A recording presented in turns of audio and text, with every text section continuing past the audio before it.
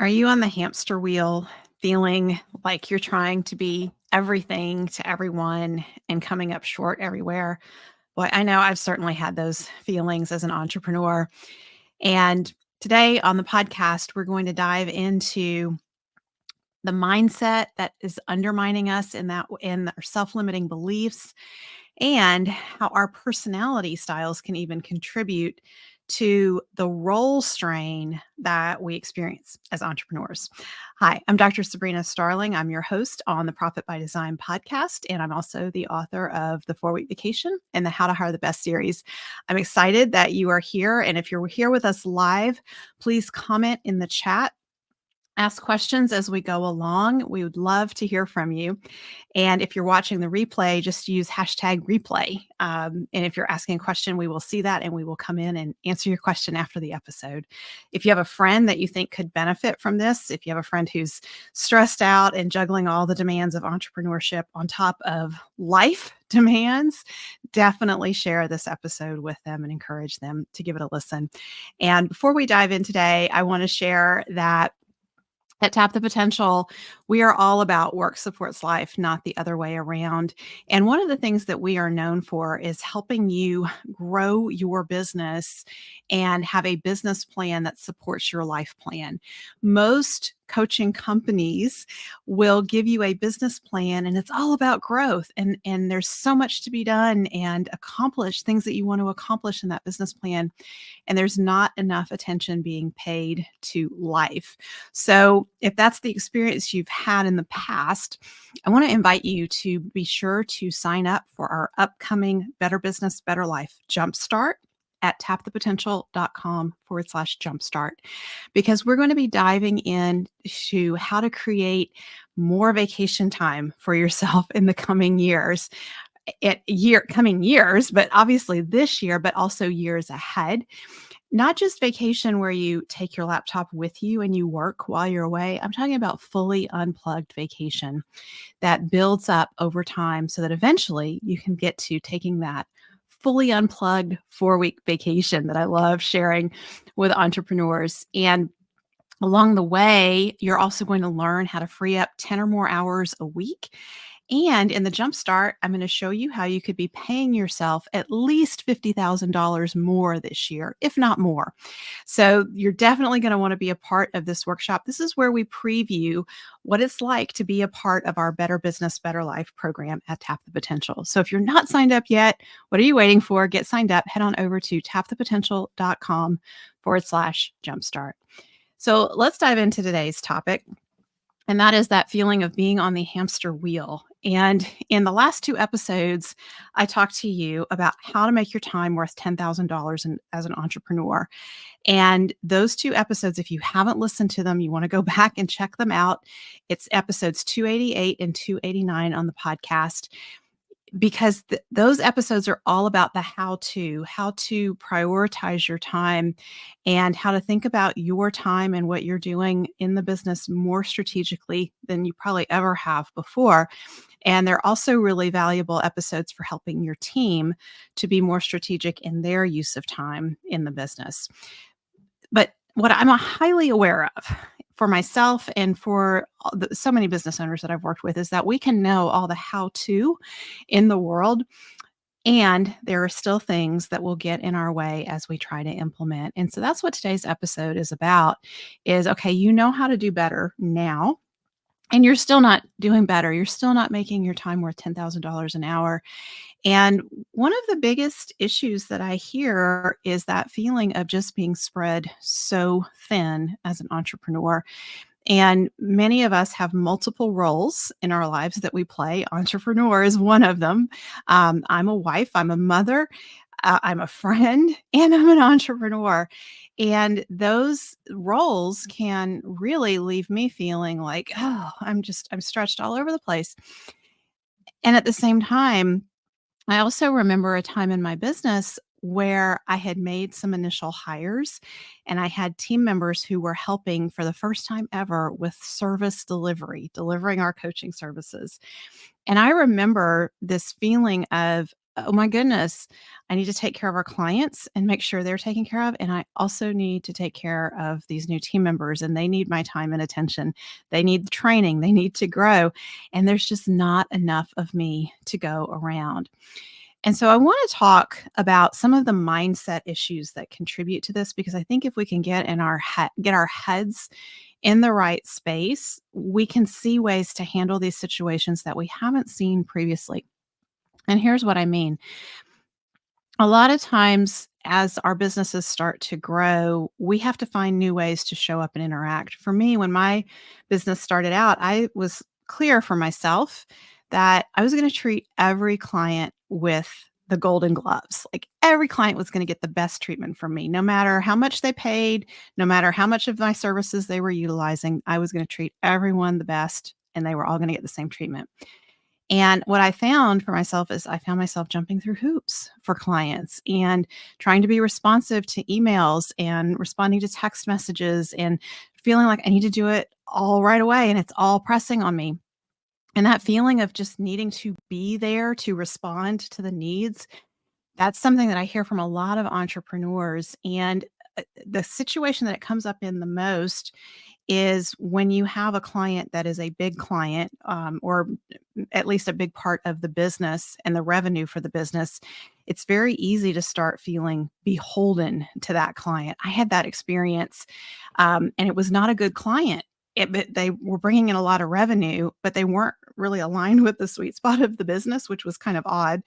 Um, but I had to make some tough choices. And one of the things that was so interesting to me is as I worked with my own coach, is that I learned that when I set my boundaries around response time and the best ways that we would communicate and what I could respond to right away and what I would not respond to right away. Number one, I immediately, once those boundaries were in place, I immediately felt this sense of relief coming off my shoulders. But I also got to a point where I started to recognize that even though that client was responsible for a lot of revenue coming into the business might actually be better off without them, because then I could focus on generating revenue from clients who were in the sweet spot of the business and doing the work that I really enjoyed doing and that came naturally. And so that was a huge aha and learning moment for me, is that I could set boundaries around my time. And this is what we teach our clients now in the Better Business, Better Life program, that we teach people how to treat us. And so when we are constantly responding and being available to our team or to our clients, we're creating that expectation that we're going to be always available. And people respond very positively to limits that get set, from a place of non-judgment and non-reactivity. And so here's what I mean.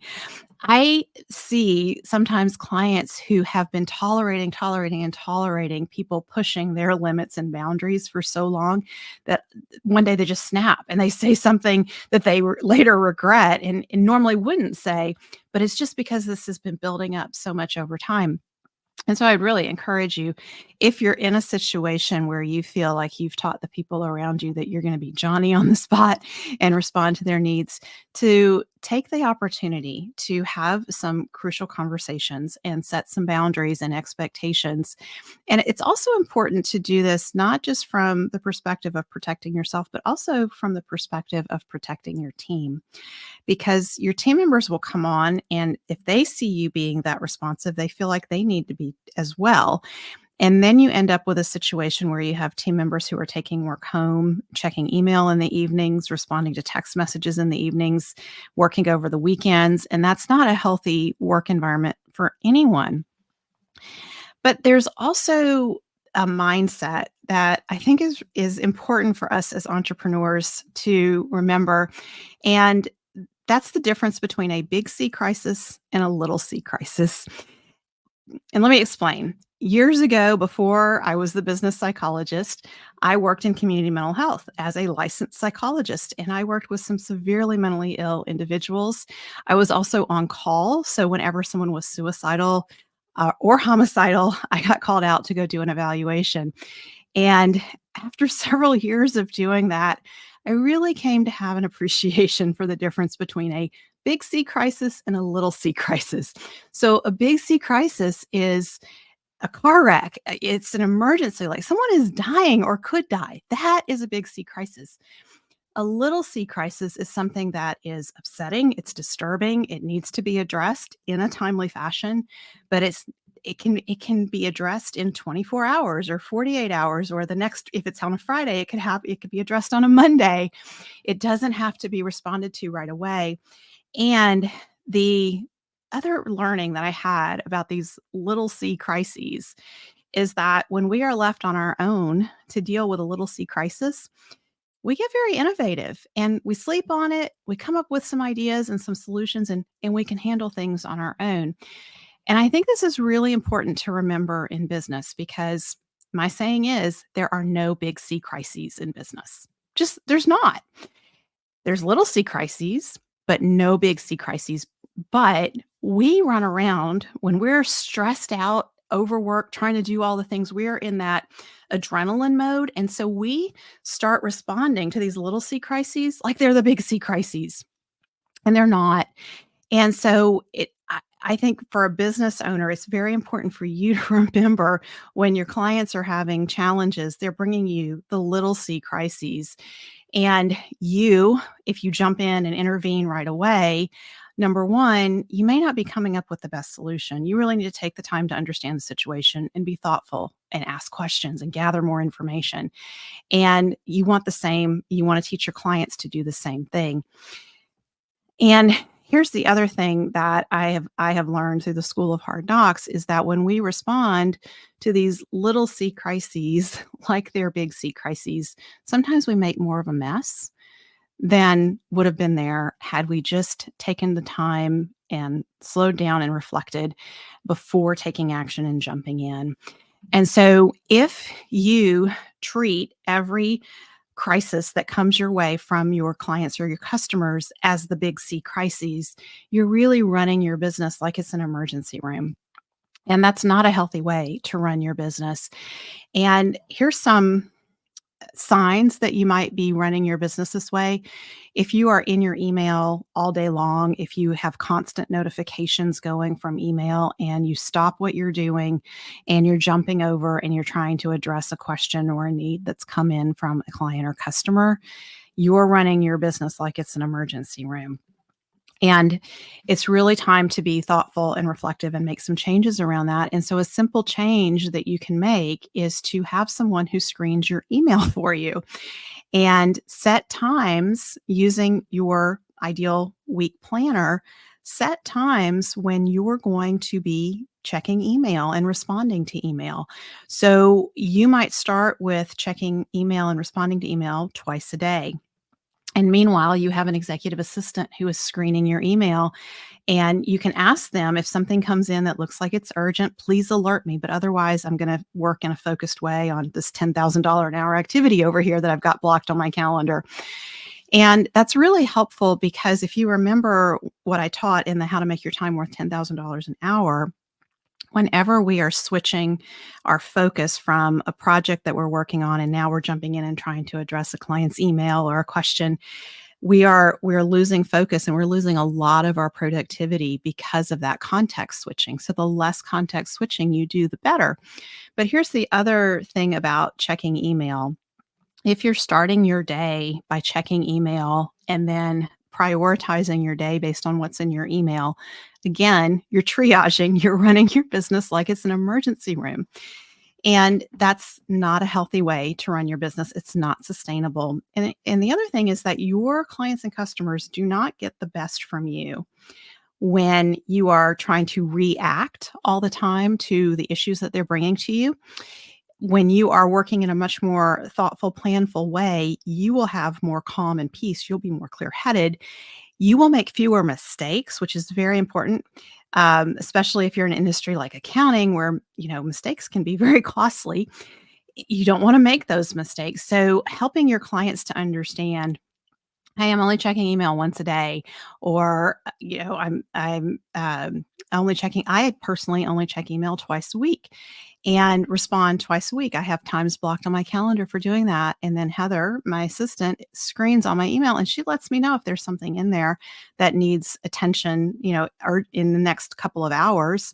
I that works just fine. And there have been, I don't think I'm aware of any situations where there has been lost business or we have not taken care of a client's needs because of that. And so I would encourage you to put some parameters around how you're just dealing with incoming information through email or text messages so that you can work in a more peaceful way. So it's also it's also important to take into account personality types and how this plays out based on different personality types. So at Tap the Potential, we have our clients taking the People Map assessment and using the People Map with their teams. And the People Map is a 4-quadrant personality assessment. It's 7 questions. It's 90% valid. The personality types make intuitive sense. So that's one of the reasons that of all the assessments that are out there, we've chosen to use the People Map at Tap the Potential. And what I think is interesting about the People Map is it really focuses in on your interpersonal communication style, your strengths, and your Achilles heels. And so there's 2 personality types. The people type, which are people. They love connecting with people and building relationships. You can be an introvert and be a people type. You can be an extrovert and be a people type, but your people matter to you. And your connections with others is what really lights you up and motivates you and gives you energy. So people types are really vulnerable to trying to please everyone. And you get in that feeling of being on the hamster wheel. And then there's the task type that's also vulnerable. The task type enjoys getting things done, having the checklist, checking things off, making sure all the I's are dotted and the T's are crossed.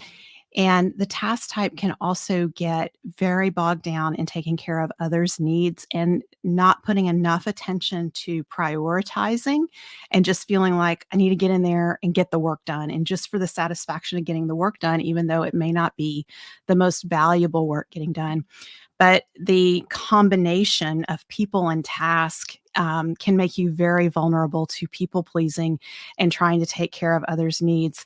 I remember a supervisor that I had years ago, and she was very detail oriented.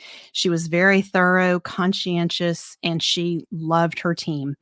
And she was the one who would work till 9 or 10 o'clock on Friday night, making sure everything was documented. And if somebody had missed something, she didn't want to bother them. So she would go and just do it herself. And so that is a setup for burnout. And so if you remember earlier what I said about how if you let these things go on for too long, it can build up and then you may explode or get upset or get angry and say things you wish you wouldn't have said later on.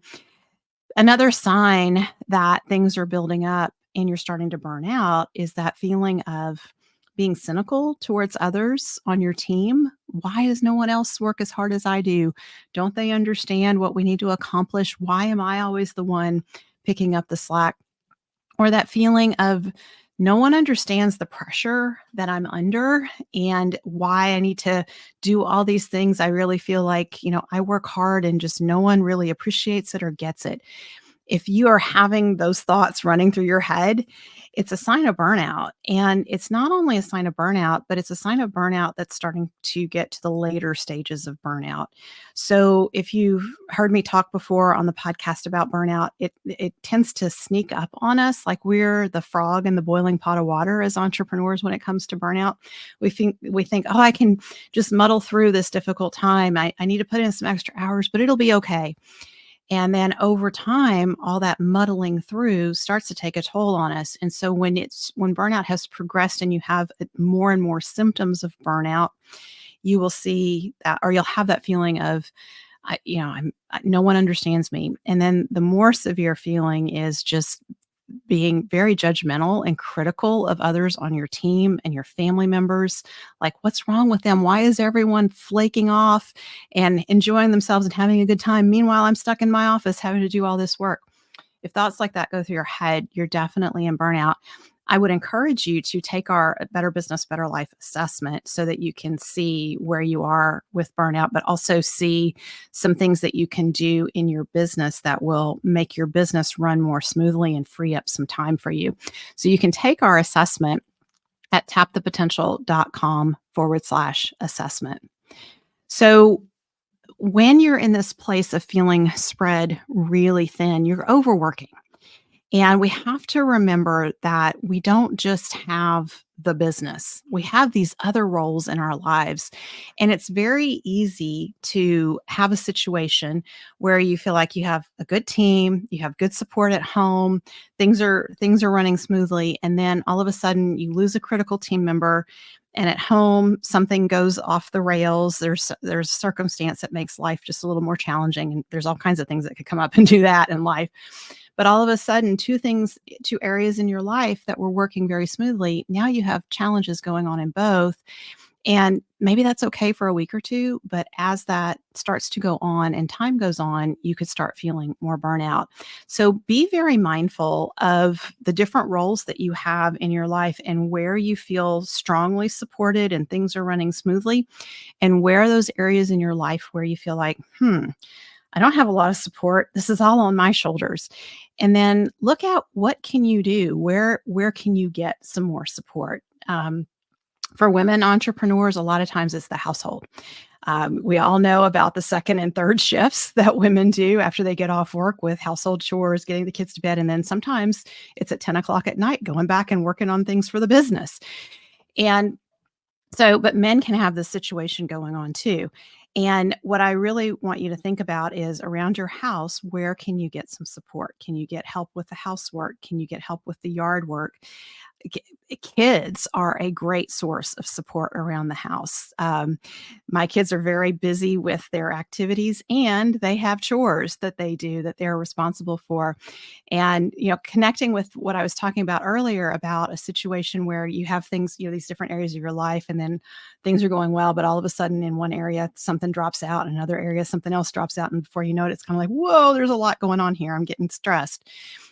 This past summer, our housekeeper, who does an amazing job keeping our house clean and tidy, and I love coming home and the house is all clean. It's such a good feeling. She let us know she had a medical condition and she wouldn't be able to work for an extended period of time. And I thought, "Ooh, that's not good." And my thought was, well, I need to go find someone that can fill in her absence. But when I shared it with the family, everyone said, "We love our housekeeper. Let's just muddle through, and we will help around the house." And one daughter loves to vacuum, another loves to mop. And we pulled it together, but I did it with support. I didn't just say, okay, now it's all back on me. And that made things go much better in that area. And so I really encourage you to look in your household if you have that role strain going on, look at what can you do. There's Instacart, there's grocery delivery. Some entrepreneurs hire someone to prep meals in the family just so that everyone is getting a healthy meal on a consistent basis. So be honest with yourself and check in and see, what are the things that I'm carrying on my shoulders that maybe I could get some help with. Maybe you need someone who can drive the kids around to activities and help out in that way. Whatever that need is, be realistic with yourself that it doesn't all have to be on you. Um, and then also look in your business, because just like I talked about in the last two episodes around delegating the activities that are not the $1,000 or $10,000 an hour range, there are team members who want to support you. Your team wants to support you. And when you give them the opportunity to show you what they're capable of, they feel tremendous pride in taking on these responsibilities and making things go more smoothly for you. So it's really important to speak up. And you may not know who on the team could handle something, but just putting the need out there to your team, and you might be pleasantly surprised at who steps up and says, I would love to do that. Let me try that. And that can take a lot off of you and make your experience of owning the business a lot better. But I want to talk about this piece around the cynicism and the resentment that starts to build up on the team, because as entrepreneurs, we're typically very hard workers, and we will just get in there, roll up our sleeves and get things done. And it can be frustrating to look around on the team and you're working 50 or 60 hours and other team members are working a normal work week. And you think, like, what's going on with them? And you start to feel angry and resentful with them. This can create a lot of tension on the team, unhealthy tension on the team. So if you're overworking, that is an opportunity for you to check in with yourself and say, what am I not delegating? What am I hanging on to that is causing me to overwork? And where could I get some support on the team? And it could very well be, if you're a task type, because it's kind of crazy, but task types, and I'm one of them, I get satisfaction from checking off the list and getting things done. Like that gives me energy. But if you have a team of other personality types, your team members are getting satisfaction in other ways. They are not excited about getting work done and making things happen. Maybe they're people types and they're getting satisfaction from connecting with the clients and customers and building relationships. And it's not about getting all the tasks done. So I think that's where I think the people map is so helpful, because we can understand the personality types of those that we have on our team and understand what drives other people. So someone on your team who's a people type and who enjoys supporting others may love taking some things off your plate, not because they are excited to do more tasks, but it's because they enjoy that feeling of, I'm supporting the team, and this is my contribution, and it makes the business owner's life better, but it makes all of us work better as a team. So really let yourself think about that. If you're feeling that cynicism and resentment, it is a sign that you need to check in with yourself and say, what do I need? What support do I need? What do I really want? And if your first thought is, oh my gosh, I would just love to take the weekend off and not have to think about work, pay attention to that, because everything that I've shared in this episode probably pertains to why you're not feeling like you can take the weekend off. And you absolutely can. It's about setting some healthier boundaries for yourself in the business. And I'm reminded of one of our clients who who worked with us for a couple of years. And when she came in, she was spread so very thin. And as we worked with her, she came to realize she'd actually been burned out for years. And it was just getting worse and worse. And one of the reasons that she started working with us is she felt like, I'm really getting to the end of my rope. I'm getting older. I can't sustain the energy level that I had 5 or 6 years ago. But not only that, there were several challenging circumstances in her role in her family life that had really put extra demands on her in addition to what she was already carrying with the business. And I think that's something that all of us need to be aware of, is that things can happen in our personal lives that put extra demands on us. And if we're not setting our businesses up so that they're less and less dependent on us when those circumstances come up, I mean, we are really going to be bogged down, and it's a huge setup for burnout. So in just 2 years' time, she was taking fully unplugged vacations, tending to projects that had been on the back burner at home for years, and really feeling like she was turning her home into a space she enjoyed being in, and keep creating a space to have creativity and connect with that side of her that she hadn't been able to connect with in years, but also just reconnecting with dreams, because that's also what goes on the back burner when we are working so hard and spread so thin and feeling like we're on the hamster wheel, is we forget to dream, and we forget why we're doing what we're doing. And so she started working less, and her team started taking on more responsibilities. And now they're at the point where they are learning to lead with key performance indicators in place, which means that she's able to be away for longer and longer periods of time as those team members become more solid in making decisions, strategic decisions in the business. Like they've been through leadership boot camp at Tap the Potential, so they understand the business sweet spot. They understand what's expected in their role, and they're able to think more like a business owner and help support making those decisions. And what I want to share about this is that it didn't happen overnight. It's not like she started our Better Business, Better Life program and whoop, just in a month's time, life was better. This was an accumulation of those small steps forward, taken in a consistent direction that lead to big change over time. And so if you're in that place where you're working 60, 70 hours a week at work, and then you have other things that you're doing at home on top of that, and you can't even imagine being able to take a fully unplugged 2-day vacation, much less a week or 2 weeks off, I want you to remember you absolutely can. In the Better Business, Better Life Jumpstart that's going on, you can be taking those small steps forward that, when you take them in a consistent direction, lead to big change over time. And this is exactly what we're talking about in the Jumpstart. In the Better Business, Better Life Jumpstart, I take you through the Tap the Potential solution, which is the guaranteed path to designing your business to be sustainably profitable so that you have more time for what matters most and more money in your bank account than ever.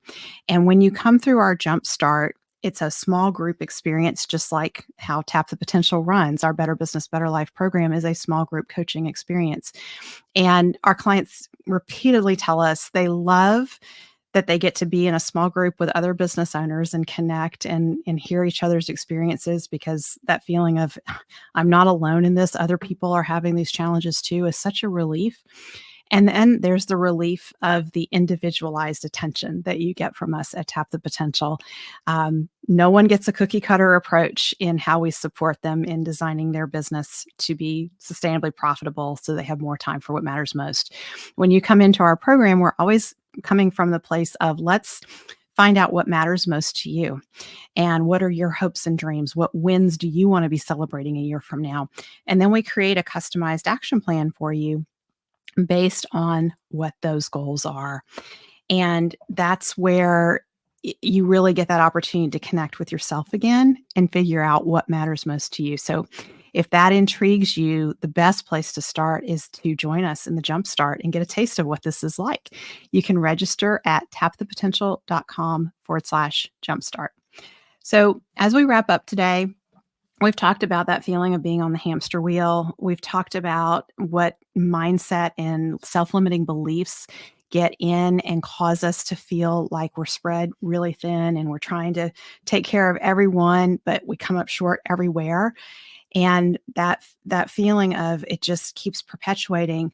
I hope what I shared with you today has given you some insight into why it's happening and maybe even how your personality might be playing into it, but also some ideas for how you can start to take those small steps forward and make some changes so that your business is not running your life. So thank you for being here with me today. We're live every Friday, 11:30 Central on LinkedIn, Facebook, and YouTube. And don't forget, if you're not subscribed to the Profit by Design podcast, subscribe on whatever platform you enjoy listening to podcasts on so that you never miss an episode. Bye for now.